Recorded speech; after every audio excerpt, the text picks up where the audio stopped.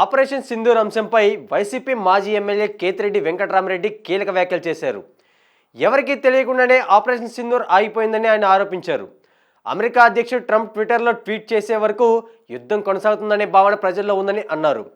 ఇక ప్రధాన స్థాయిలో ఉన్న వ్యక్తి కూడా ఆపరేషన్ సింధూర్ 2.0 అంటూ పోస్టులు పెట్టడం ఆశ్చర్యం కలిగించిందని కేతిరెడ్డి వ్యాఖ్యానించారు. అసలు ఆపరేషన్ ఎందుకు ఆగిందో, దాని కారణాలేంటో ప్రజలకు ఇప్పటికీ స్పష్టత లేదన్నారు. అలాగే ఢిల్లీ పేలుడు కేసు విషయంలోనూ ఇప్పటి వరకు ఏం జరిగిందో ఎవరికీ తెలియని పరిస్థితి ఉందని విమర్శించారు. దేశ ఆర్థిక పరిస్థితులపై కూడా కేతిరెడ్డి ఆందోళన వ్యక్తం చేశారు.